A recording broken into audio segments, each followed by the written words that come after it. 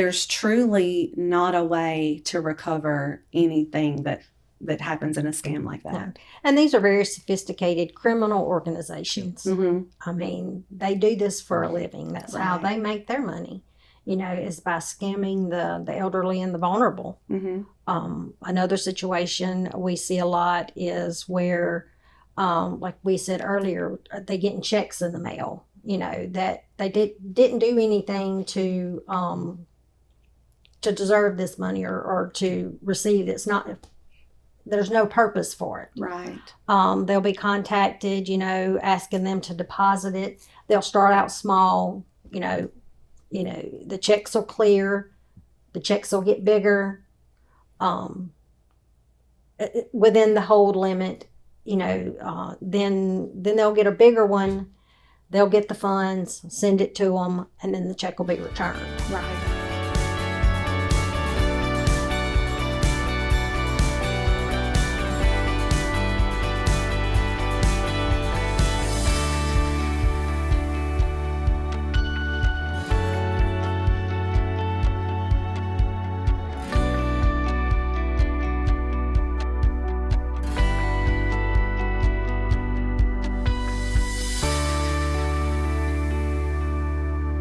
Good morning and welcome back to our Century Bank podcast, Century Check-In, brought to you by Century Bank, where we take banking personally. This morning, we're going to talk about fraud and fraud prevention. So we have with us this morning Kim Havard. She's our BSA and OFAC Officer, and Brandi Culpepper. She's our Information Security and Security Officer. So we're going to talk to them this morning about things that are happening right now, things that we're seeing at the bank as far as fraud, and just some tips like that we've come across that we want to make sure that our consumers are aware of. So Kim, we'll start with you this morning. Let's tell everybody kind of like an overview. What do you do? I oversee and ensure the bank's compliance with the Bank Secrecy Act. That includes detecting and preventing financial crime. That's right. That encompasses so many things. Yes, Doesn't it does. Yes, it does. And so, Brandi, your position kind of works in conjunction with that, right? Yes. So as a security officer, that entails the physical security of the bank. So the alarm and surveillance systems. And then, of course, I just kind of help make sure the employees have the situational awareness training and also try to help them keep up to date on the fraud trends that are happening. That's Right. for the physical security. And then for the information security part, I work very closely with our IT department, who's amazing, on cybersecurity. So that is everything to do with keeping our customers' information safe and secure within the bank, and then also making sure our employees understand the importance of doing that as well. Right.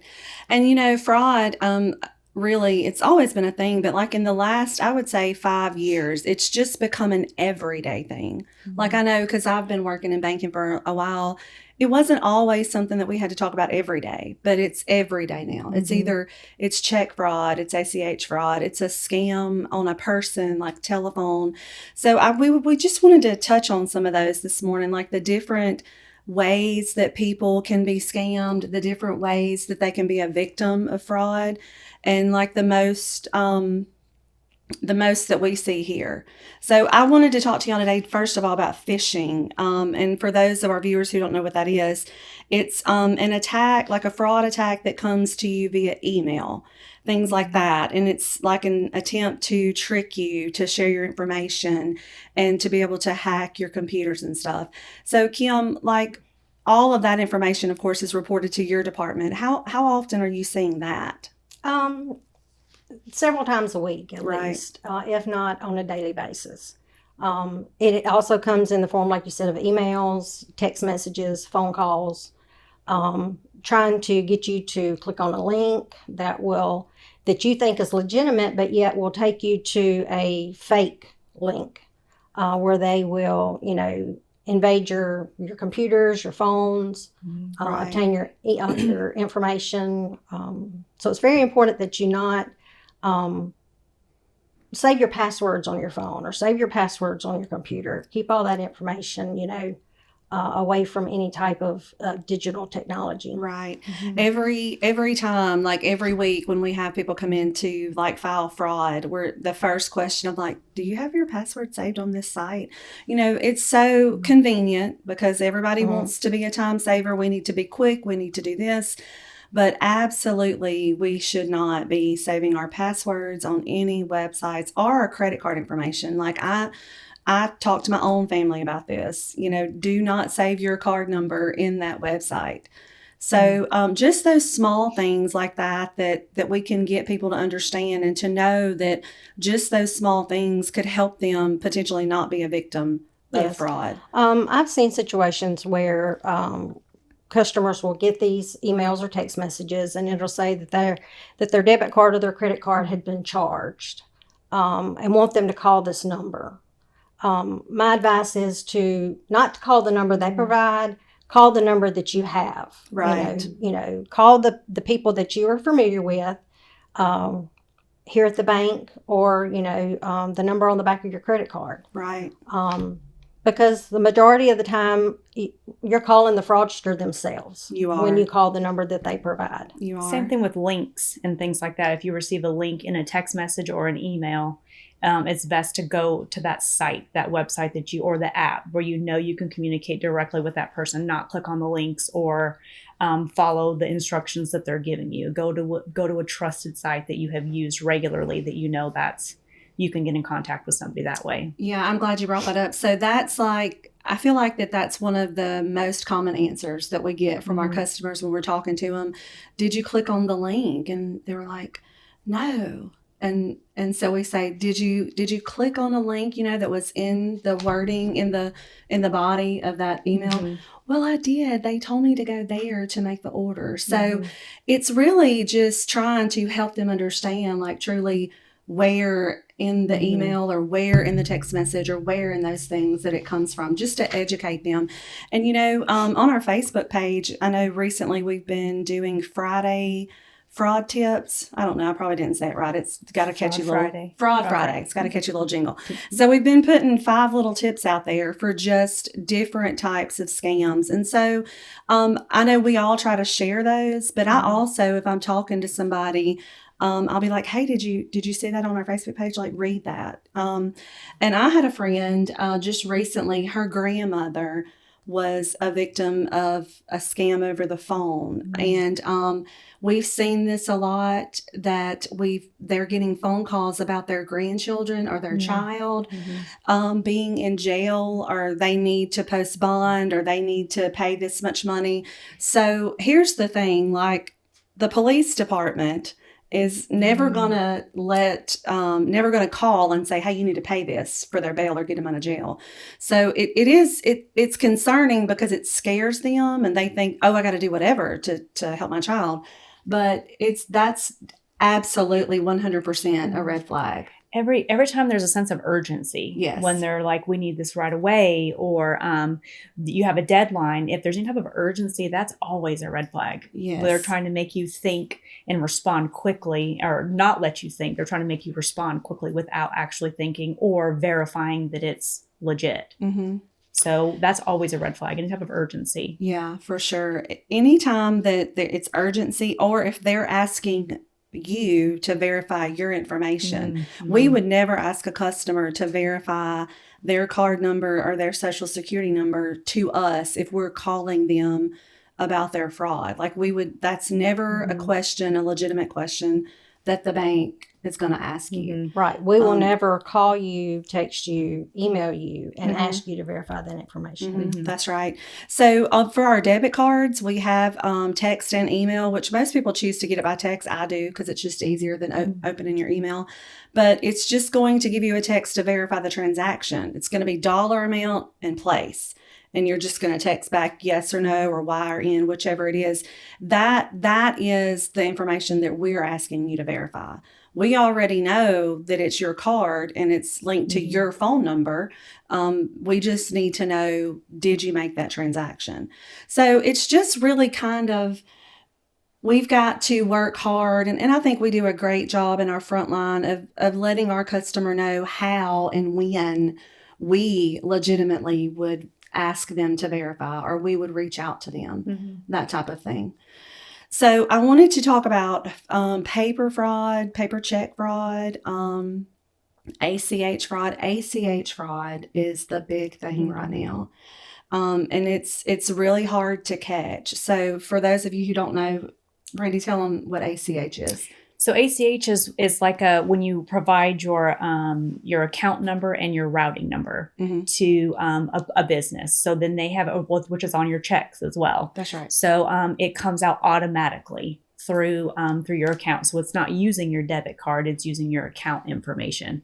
Right. And so it's a bank to bank transfer, whether it's a deposit or a debit. And years ago, when ACH started, it was the best way to pay for something. It was the best way to get your payroll, the easiest, fastest way to get immediate credit, that kind of thing. But here lately, because it only takes your checking account number and your routing number to try to send a debit through, we've seen so much of that. It's become more than paper check fraud. And it's harder to catch because we don't look at every single customer's account every single day, even though, I feel like some people think that we do. That's not something that we can do. So that's why it's so important, that we're trying to educate our customer to watch their own account. With ACH fraud on businesses, we've actually seen a lot of that this past year. Kim, can you speak to that just a little bit, like how that's happening? Well, I think part of it has come around to technology. Debit cards, they've become so sophisticated with the little chip. You have to have a PIN number, or you have to have the chip, or so with security, those have become more protected and harder to hack than with an ACH.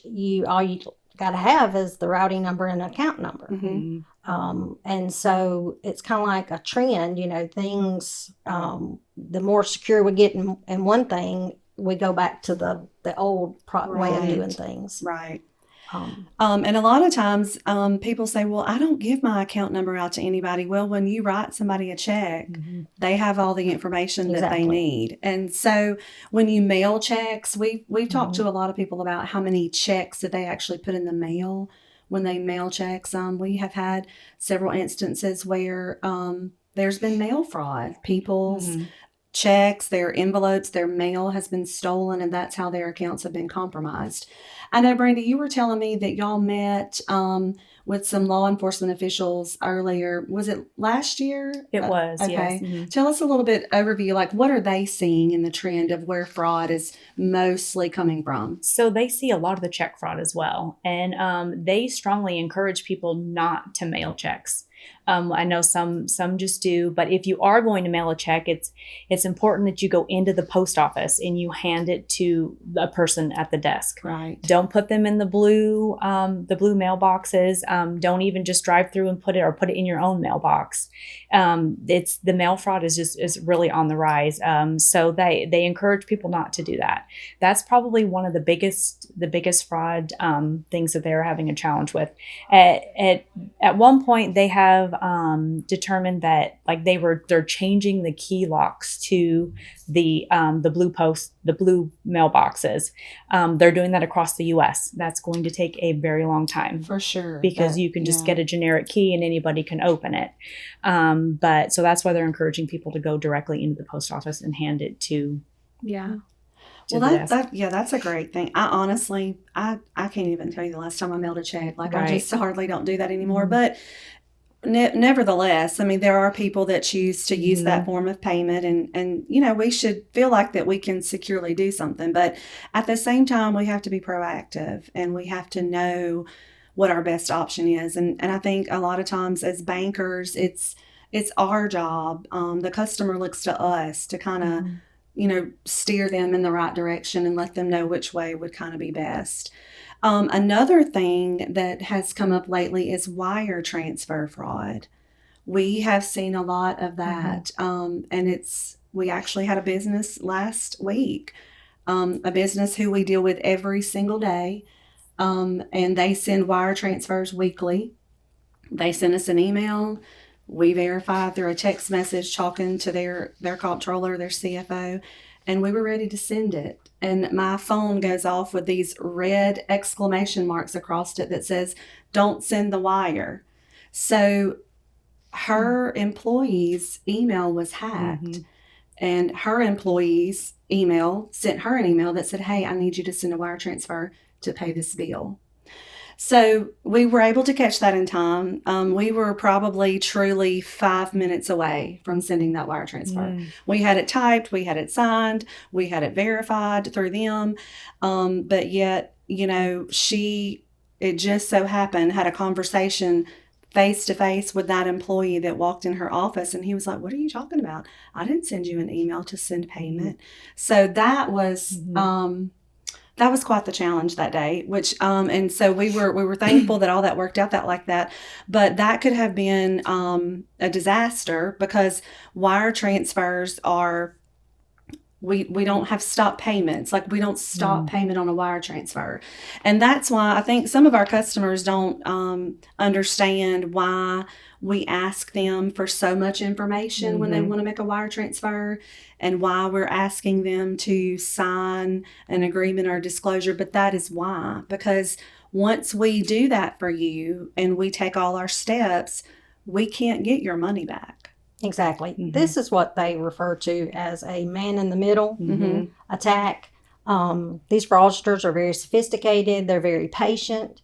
They hack into your email. You don't even know that they're there, that they're watching. They become familiar with your habits, your conversation, and they will mimic this. They will send emails to, like you said, to other employees. And then they will intercept one of these emails and they will change the wiring information.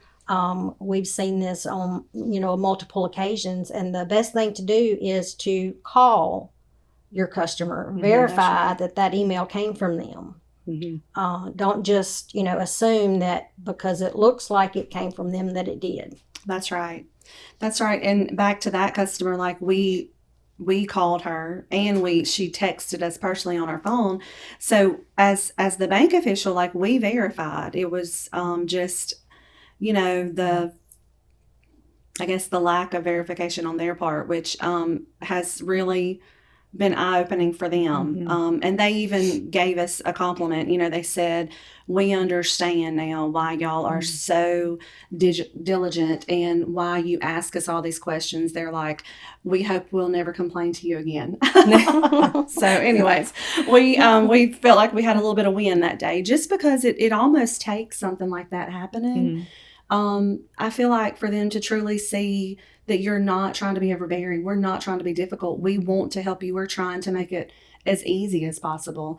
But because of these kind of things happening, and because there's so much dishonesty really in the world, we have to take all these steps to make sure that we're truly doing all we can to protect our customer. And that makes me think too about like email encryption. I know that that's really hard whenever we from the bank send emails to our customers. If there's an attachment or if there's any type of personal information in there, it has to be encrypted. Right. Like, we are bound by regulators to do that, to protect customers' information. And it's sometimes it's difficult, especially when your customer is not very tech savvy. It comes across as difficult, and there's a couple extra steps that they have to do in order to open the attachment. Right. But it's all to keep their stuff safe and secure. It's all for protection, because of these exact instances when man-in-the-middle attacks, or people have access to people's email and they might not realize that there's someone who has access to their email. So it's difficult sometimes, but it's our responsibility to send those things secure and encrypted. It is. And, it was a learning curve when we went to encryption several years ago for some of our employees and our customers. And so that's gotten better. I think the process of opening it has gotten so much easier, and we've kind of educated them now. But it was quite the challenge to get everybody to move to that. But it is so much better. And all it takes is, like you said, an explanation as to why we're doing that. Like, this is truly for you. Like, we're taking this extra step for you. That's why we're doing that. So, On past ACH fraud, debit card fraud. Every single day, it's a debit card fraud. And so this is where I get into trouble, like especially with my family. My nieces who are grown now, but everything, we're in a fast-paced world and it's just got to be convenient. It's got to be fast. We got to hurry. And one of my nieces, she had her debit card hacked 2 times in 1 month. And I told her, I said, sister, now listen, I'm going to print you this debit card for the 3rd time. And if you get hacked again within this month, like, we're going to have a problem. Like, well, of course, we don't talk to our customer like that. That was my family. But so I told her, I said, listen, I want you to understand, look at you 2 times. It came from the same website. Her card was hacked from the same website. So I did get through to her a little bit and she did understand, but it took that happening to her twice. It took it being, quite difficult to actually get her money back for her to understand that she has to do her part. Like, I'm not just fussing at her. I'm not just trying to get onto her. I'm like, don't save your card. You're only making it harder for yourself. So it is a little bit of an educational thing. We just have to convince them that taking an extra 35 seconds to have to enter your card number and your expiration date every time can save you, I don't know, however many fraud attempts that they're trying to do. Yeah, it's kind of like, what we were talking about earlier, saving your passwords, on your devices. Don't save your card number on the websites. Like you said, it makes it convenient.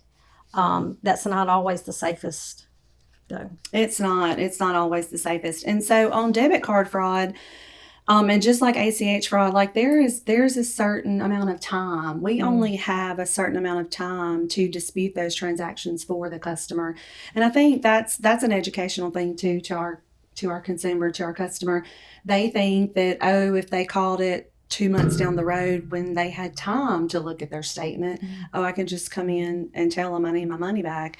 And that's really not always the case. Like, it's very time sensitive that they report that to us.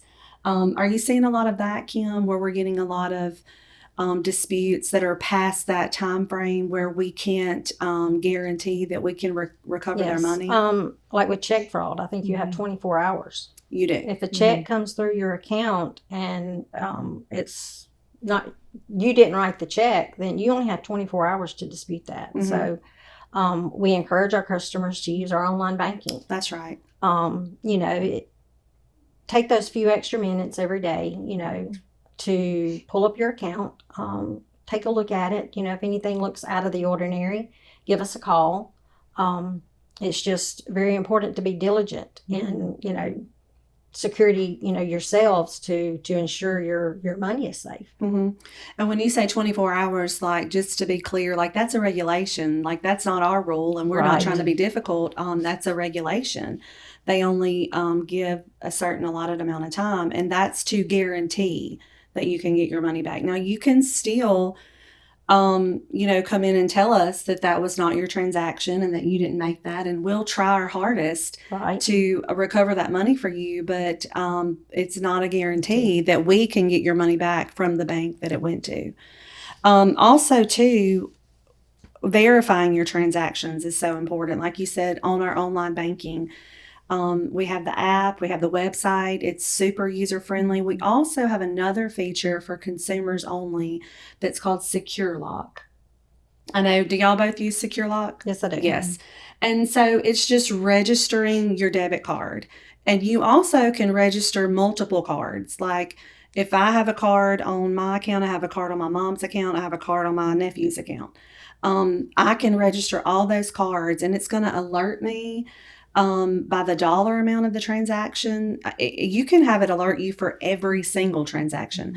Now, I don't really do that because my phone will be going off all the time. But you can alert it by the dollar amount, And then it shows you every debit card transaction for that month. So it actually separates just the transactions to that card. Whereas when you pull up your account online, you're seeing all your ACH, you're seeing all of your paper checks. So if you're really concerned about your debit card, that feature is great. It is an app that you download. It truly takes less than 5 minutes. And it's real time. It is. I mean, before I can barely get my debit card swiped, I'm getting a notification if you have it set for every transaction. It does, yeah.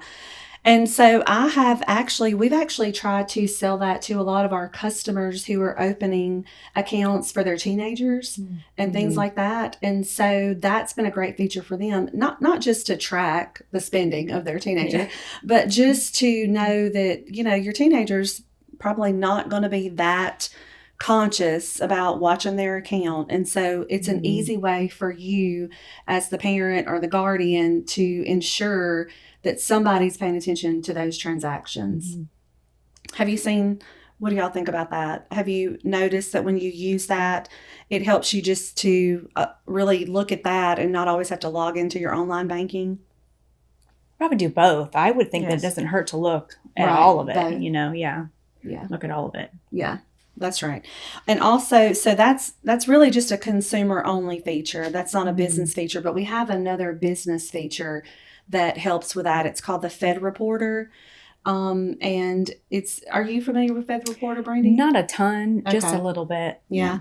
So we can sign our businesses up for that. And every check or ACH that is paying through the Federal Reserve, through their account that day, that night, will be sent in a secured, encrypted email to the person who is authorized by that business to look at that.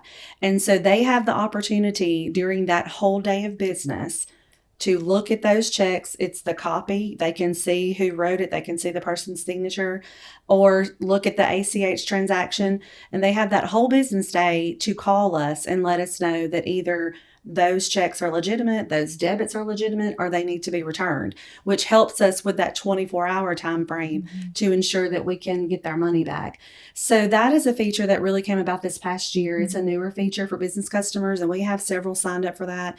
And that has truly been a success. That has really been a great help to a lot of our business customers. So we've been really excited about that. Yeah, they're the ones that seem to be taking the biggest hit. They are taking the biggest hit on ACH fraud and also check washing. Did they talk to y'all about that in that seminar with the law enforcement check washing? They did. They did a little bit. They are seeing that quite often as well. And unfortunately, there's lots of videos out there that show you how easily it is to wash a check, and you can buy certain printers and things like that online to help with all that.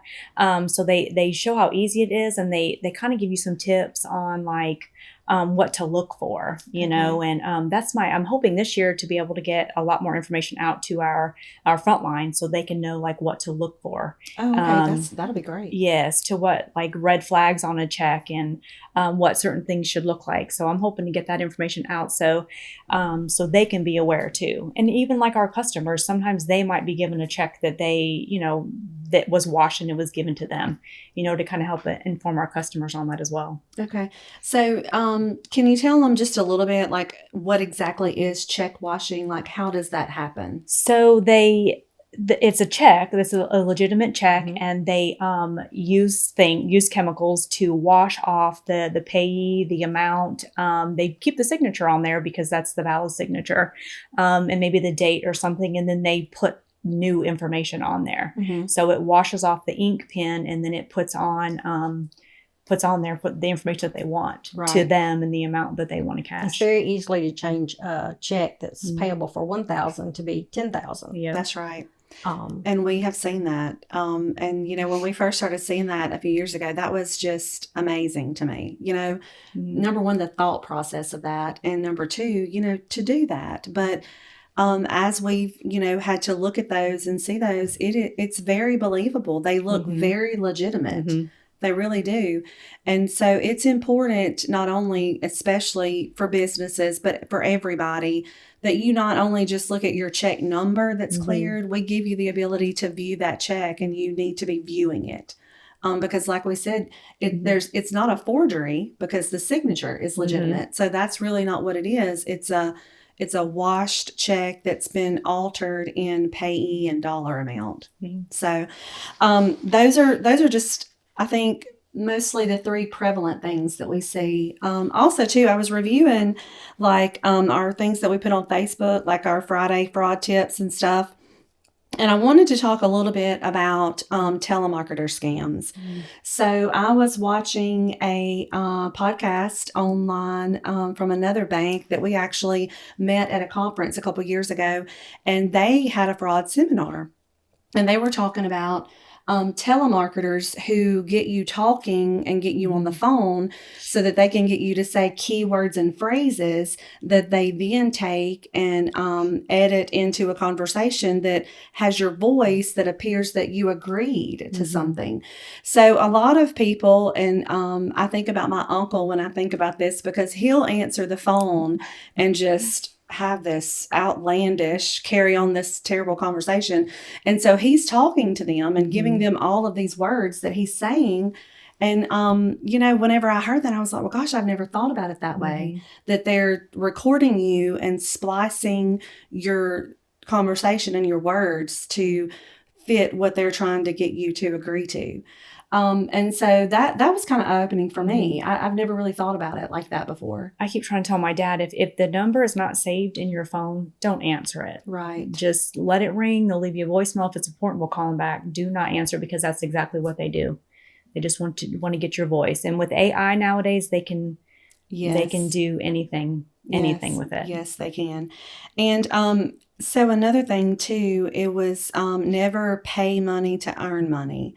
And so we have a lot of customers, and when I say a lot, I mean several a month, that they'll receive a check in the mail, and they also receive a letter that tells them to deposit that check, and they can keep this dollar amount, but they need to send them the rest of it back to this address in a cashier's check, which they purchase from us, which is supposed to be verified funds because we've issued a cashier's check. And so they get scammed that way. Kim, can you speak to that a little bit? Oh, yes, we see that quite often. One experience that we had was, or we heard about, was a situation where a young girl on TikTok was approached, I guess, private message, and this person was an artist and wanted to purchase the rights to a photo of her. They wanted to paint her portrait. They told her that they were going to send her a check for $2,000, and wanted her to mobile deposit it. It wasn't until she asked her mother for her banking information to deposit the check that her mother was like, wait a minute, let's check this out. She said, we're going to call the bank and we're going to verify the funds.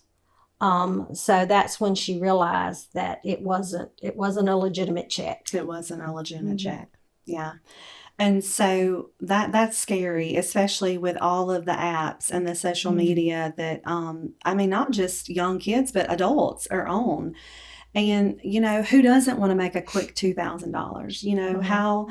What a compliment to her. She thought her picture was good enough to make $2,000 off of, right? Exactly. And so, but that is a red flag. Like, all of that.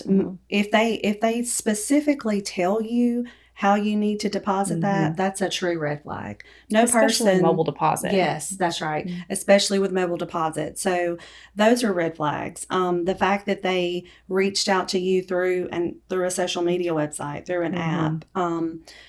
So kudos to her mom for going the extra mile and verifying the check. So I wonder if they reported that. Did they report that, like try to file do you know if they filed like a fraud report with the police department or anything like that? I don't believe, or I wasn't told if they did. They didn't, yeah. Well, and not everybody thinks to do that, and probably they weren't out any money, so they probably just let it go. But hopefully, I hope she shared that story with people so that, other young people can be aware that is a scam. a big scam that's Yes. going around now. And also, too, don't trust your caller ID. I know you just said that you told your dad if the number's not saved in his phone, don't answer it. So that's a funny story. I talked to my mom about that with caller ID because, now I don't know how sophisticated they are or how they can, but they also can hack the caller ID. Like there are numbers that come through to my mom's phone and it said George County Hospital. Well, it wasn't the George County Hospital. Not anybody at the George County Hospital. And they told her she owed a bill. She didn't owe a bill at the George County Hospital. And of course it wasn't a 947 phone number. And I was really proud. She recognized that right away because I feel like I'm always preaching to her about that. Don't answer the phone. But, and so I told her, I was like, and of course in our town, like we're a small community and we know everybody. So that's a plus for us because we can reach out to people who we know. And so I was like, Mama, you haven't received a bill in the mail. So we know you don't owe a bill, but I'll call somebody and just ask. And so when I called over there to talk to somebody in the billing department, they're like, look, we've had that people have been calling us for 2 weeks. Like, that's a scam. We know what's going on, and there's nothing they can do about it. I mean, they can report it, but I mean, they're just a victim too, because they're using their name and pretending to be them to try to get money out of people. That's called spoofing. That's right. Where they can like copy your phone number and they can use it pretending like that's who they're calling from. Yes. Spoofing. Yeah. That word is so funny to me. There's so many technical terms. There with are security. so many technical terms. So I thought that was great. I think that one might've been a couple weeks ago on the Fraud Friday. And then I wanted to talk to y'all a little bit about government impersonator scams. So we have had a few people come in, and it's elderly customers saying that they were contacted by the Social Security office and that they asked them to verify all their information and they told them that they had to give them their new bank account. So here's the thing to know, like the first red flag about a government call, the government call is not, number one, it's hard to get a call from the government. You can't even hardly get into them. But for them to call you back, that's going to be rare. And if you didn't call them first, then they're probably not truly calling you. And they're not going to ask you to tell them all of your information over the phone. They require paper verification. They require paper verification of your bank account information. We have to give those letters all the time. So I wanted to touch on that a little bit. Have y'all seen that a lot? Government agency fraud.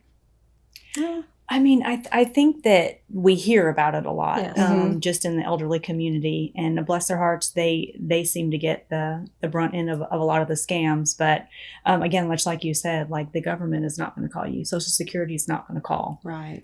I mean, it's hard enough to get into them calling their number themselves. So it is. just, It is. When we put that one out, I was like, gosh, and I feel like that I have to stop and remember sometimes, like if I didn't do this job, if this wasn't what we did all day, how susceptible would I be to a phone call or to that happening to me?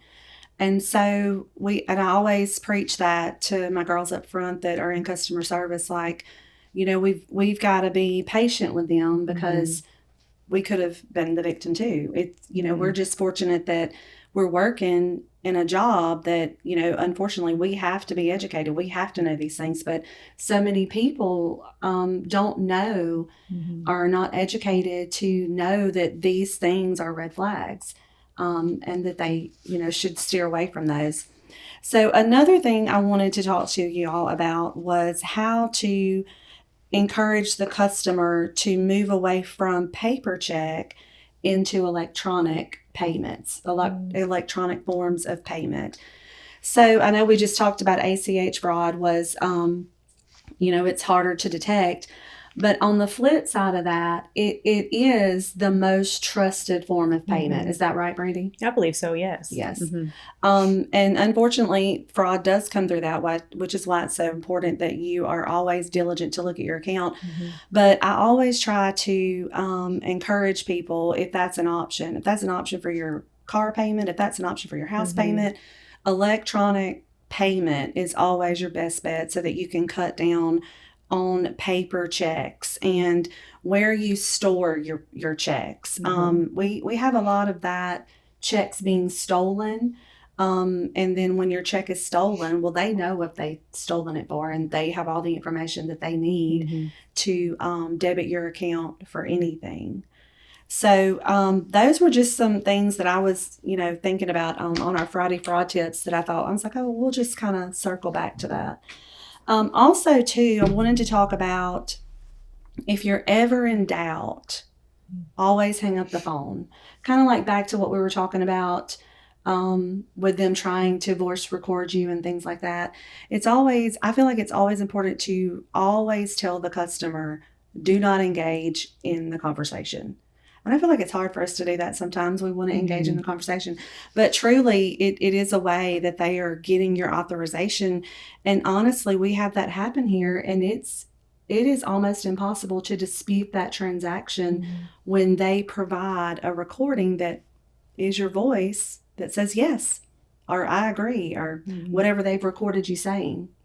And they start the conversation off that way, You answer the phone, and they're like, is this Kim, or is this Brandi? And your first response is yes. They've got you right there. They do. And I didn't think about that until we were sitting through, I think, a online seminar. And I didn't think about that, about them recording your voice and just editing and splicing your words together. And I was like, well, absolutely. That is how they're doing that. So Kim, let's, I should have talked about this in the beginning. Let's back up. How long have you been, how long have you been doing this job as far as BSA and OFAC and compliance? March will be 6 years. March will be 6 years. And in that 6-year period of time, do you feel like that the trend is just going upward with fraud? Oh, yes, definitely. Just last year, I think, scammers and fraudsters stole probably, 3.1 billion. I was in a conference Tuesday and Wednesday of this week. Things change so rapidly that we're constantly, having, seminars and webinars, to keep us up to date on the latest trends and tricks of the scammers. What I've seen most is the lonely heart scams or the romance scams. Yes. Where speak to that just a little bit. I knew I was forgetting something. Speak to that just a little bit. They target our elderly community, widows and widowers. They friend them on Facebook or whatever the latest social media is. Again, I said this earlier, they're very patient. They groom these, our customers, they become very friendly with them, conversing for months. One of the terms that they use for it is they financially grooming them. They find out, where they stand financially. Do they have any investments? Do they have any savings? And then eventually they'll come up with some, reason that they need to borrow money. Yes. Or they've become, invested in the latest Coinbase or cryptocurrency or whatever, and they'll show them where they've made all this money, and they'll convince them to invest their money, and they will show them a return, for several months where it looks like they're making money, right? And then they'll convince them to invest more and more until a point comes to where they get ready to withdraw some of it, and it's not there. It's not there. And they've lost everything. It's sad, but I have seen a customer that has literally lost everything, his entire life's work, for falling for someone on the internet. Yeah, it is unfortunate. It really is, and back to what I said earlier, I think that we're just in such a position to see that. We think it's real. I really feel like a lot of people don't think that happens here, or that it's not happening in our community because we're so small, but it actually is. And you touched on, you said that they'll make a loan for that. And as a loan officer, employee that sees the customer to make loans, That's why it's so important that we have to ask the customer, like, we have to know what you need this money for. I mean, we're not trying to get in your business. We're not trying to be nosy. Everything you tell us is, of course, privileged information. But it's important that we know why. What is the purpose? Why do you need this loan? And that has happened before, that we've had older customers to be on a fixed income and come in and ask for a loan. They'll come up with a legitimate excuse the first time or a reason, but then they'll be back the second time. And we've banked those people for a long time. We know, or we believe, that they're not in a financial bind that they would need a loan for. So you have to begin to question that as an employee, as a loan officer, just to try to look out for your customer. And it's a very slippery slope. Like, they're going to become very defensive. They're always going to be defensive because you're being nosy and you're trying to get in their business, but you truly are trying to look out for them. And it is a terrible thing. It's a sad thing whenever you see those customers, like you said, his life's work, his money. And I mean, there's truly not a way to recover anything that happens in a scam like that. No. And these are very sophisticated criminal organizations. Mm-hmm. I mean, they do this for a living. That's how Right. they make their money, is by scamming the elderly and the vulnerable. Mm-hmm. Another situation we see a lot is where, like we said earlier, they getting checks in the mail, that they didn't do anything to deserve this money or to receive it. There's no purpose for it. Right. They'll be contacted, asking them to deposit it. They'll start out small, the checks will clear, the checks will get bigger, within the hold limit, then they'll get a bigger one. They'll get the funds, send it to them, and then the check will be returned. Right. And then they're held responsible. That's right. They're held responsible because that's who we gave the money to. Exactly.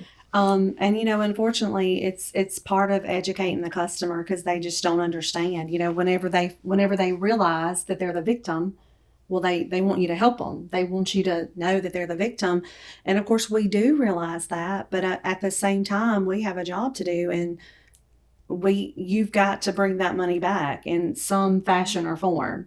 So it does begin to be a very tricky situation for us to navigate with the customer. It does. So, Brandi, how long have you been in security at the bank? A little over a year now. So about a year and a half at this point almost. Yeah. And what did you do here before that? I was the assistant to the operations manager. That's right. So you've always been in back office, operations, security, kind of all those things work together. Yes. So tell us about like your shift from that. Like, how was that a big jump from you from operations to just security, information security? It was. Of course, when I was the assistant, I got to kind of be a part of all of it and just kind of see how it all worked.